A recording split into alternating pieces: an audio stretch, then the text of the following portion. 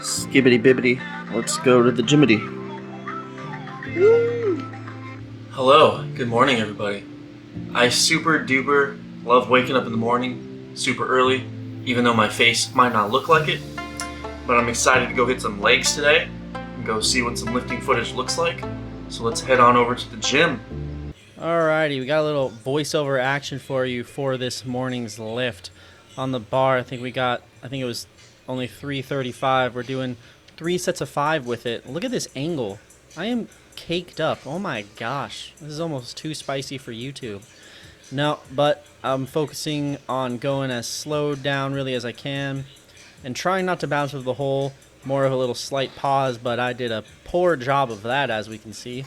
And it's just weird looking at myself squat. I've never actually done it, so this is an interesting experience for everybody. But not looking too bad. My legs were a tiny bit sore from the run this weekend, but we made it. A little uneven there, but not too bad looking. I also did another set following that with a 345 is now on the bar. Little side profile view, just to switch things up. It was really weird setting up the camera on the floor, having to crouch down and then look at it to make sure I was even in the shot, which I did a not good job on one of the exercises, as you'll see. Alright, so 1 of 5. The depth is not terrible. I did start squatting with some squat shoes. I think it was last week, so this is pitching me a little bit more forward, putting a little bit more on my quads, but it's felt good, so I'm going to continue doing it. It does help me get that little more of depth on each squat. Overall though, I'm not looking too bad. I need to let a notch out of my belt though, because it is not fitting me. Or no, I need to put a notch in. It's not quite fitting me.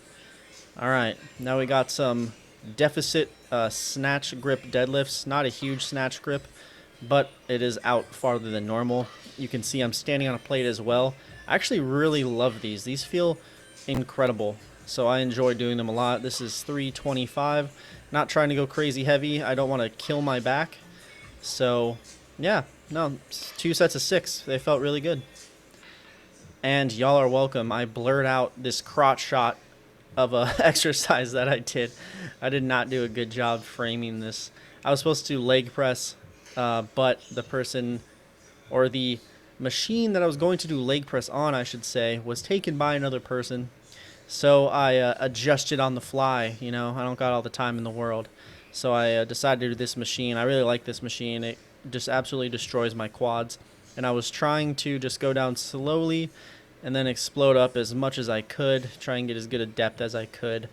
And it worked out mostly, just destroyed my quads. It was 2x15, and I also actually supersetted this with some leg extensions that I did not film, but it was 2x15 for each of those.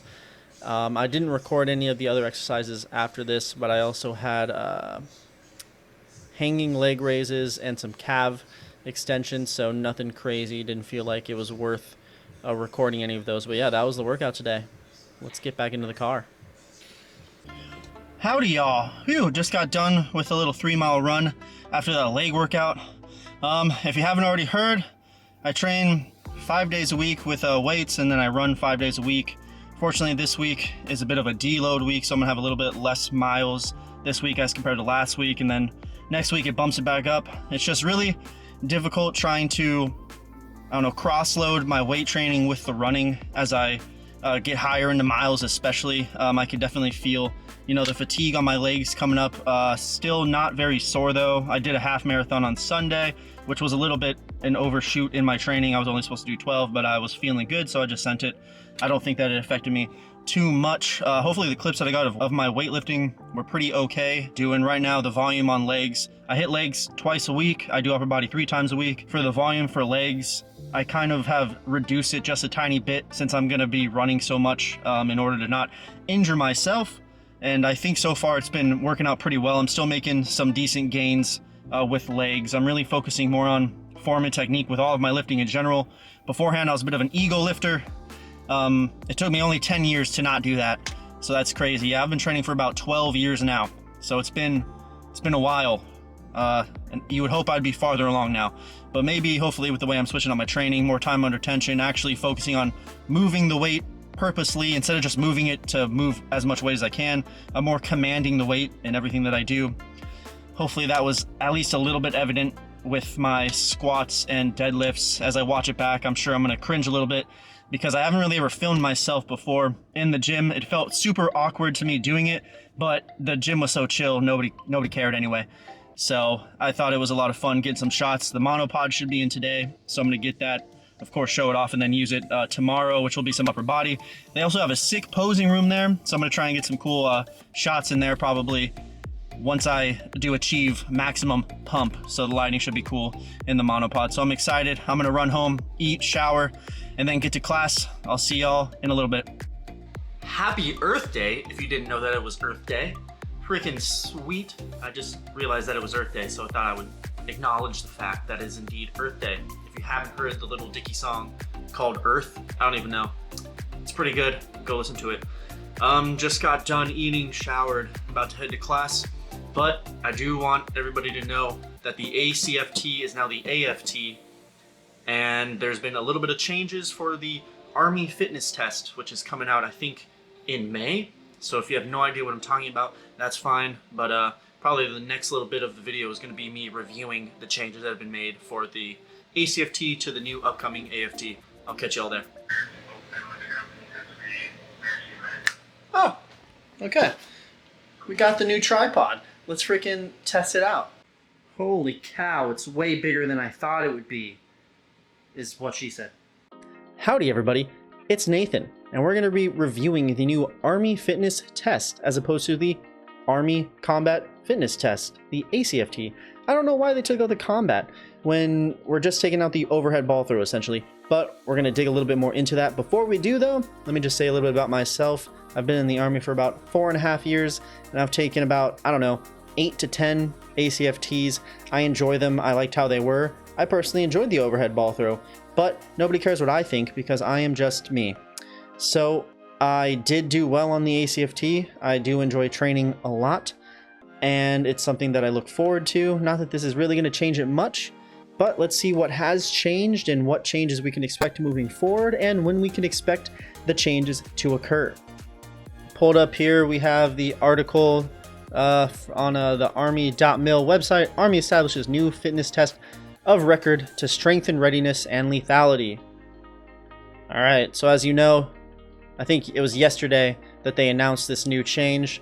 It's now going to be a 5-event AFT and is designed to enhance soldier fitness, improve warfighting readiness, and increase the lethality of the force. So the AFT consists of the 3-repetition max deadlift, just like it was before, the hand release push-ups, just like before, sprint drag carry, plank, and 2 miles. So really the only difference is there's no overhead ball throw. The overhead yeet, if you will. I don't know why that made the name go from ACFT. They took out combat for some reason, and I haven't been able to find an explanation as to why that is the case. I don't know why the aversion from combat in the military. Okay, great. So we're getting a new test. When is it coming in? All right, it's going to start on June 1st of 2025 with new scoring standards for soldiers in 21 combat military occupational specialties taking effect on January 1st of 2026 for active component and June 1st for Reserve and National Guard. The AFT combat standard is now sex neutral and age normed.